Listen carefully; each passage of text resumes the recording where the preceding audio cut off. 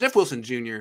really didn't look like himself his first few games back, and they kind of put him on ice the last couple of games. And in this game, Elijah Mitchell not being there, I picked the Bengals. One reason was Ambry. The other reason was Wilson. I felt like he wasn't 100%. And then in this game, thought he looked like the Wilson of old. He was getting those tough yards after contact, really strong cuts, good vision. I think this is a really good development for the 49ers. Just if they have Wilson and Mitchell and Debo, they can probably run 40 times in every game going forward. Now, they don't have Mitchell right now, but Wilson, they will eventually. And Wilson's good now. So I think this is a good development. Great run defense in front of him, 4 yards to carry, but I would be remiss he was good. if I didn't highlight someone who was very good in run blocking and has been very good in run blocking. In fact, the number 2 graded right tackle in run blocking. Hey, we owe this guy so many apologies, man. Mr. Tom Compton. I'm so sorry, Tom. You do your thing. You do your thing for sure. Conversely, number 2 graded in run blocking, dead last in pass blocking. It is the truth. Man, he's so bad. Okay. So bad. Kyle Shanahan has been scheming around that the entire time that he's been in there. But here's why I want to highlight him. One of Wilson's better runs was opened up with Tom Compton on a pull into the middle, and he laid 2 guys out, and Wilson hit the hole and looked good. The Deebo Samuel touchdown does not happen without Tom Compton. Dude, he was so far downfield. Now, everyone made great blocks on that play, but he honestly looked like Joe Staley on that play. And he sealed it. He sealed it. So he sealed it to the point where he kept him on the inside and left the sideline for Deebo to skate through. So, crazy. but I know we're talking about Jeff Wilson real quick. He's so bad in pass protection. And that's why me and Rich and Javi, we're all kind of having this nerdy debate last week about what they should they have done on the last play. And I was saying, I didn't have great arguments, but I was saying basically, you should have thrown left because you can't trust Tom Compton. And people were saying well, that's hard to say. But with the game on the line, play action bootleg left. Get the hell away from Tom Compton. I'm just saying, Kyle agreed with me. Let's move forward. Jeff Wilson Jr.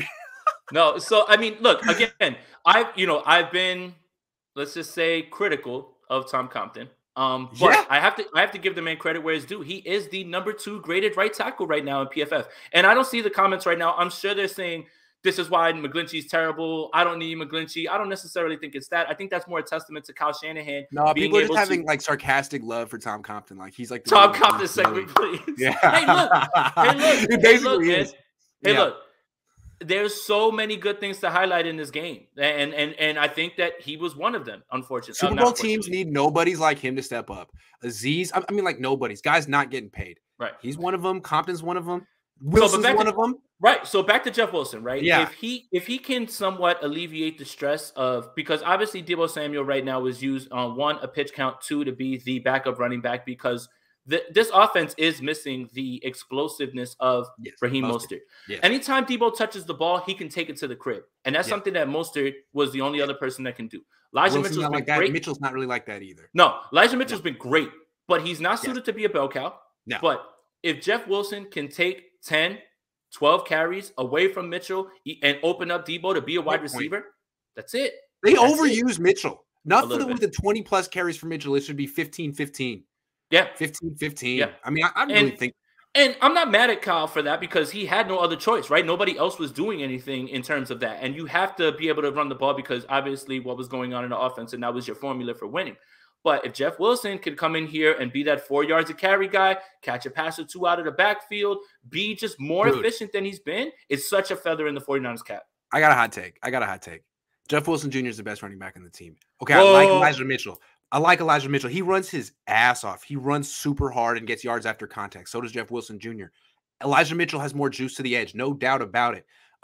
Jeff Wilson Jr. has better vision between the tackles and is a better receiver. They're both really good. What a combination. It doesn't really matter which one's better, but I wanted to go hot take, and I'm taking Jeff Wilson Jr. That is the Prove me right, Jeff, please.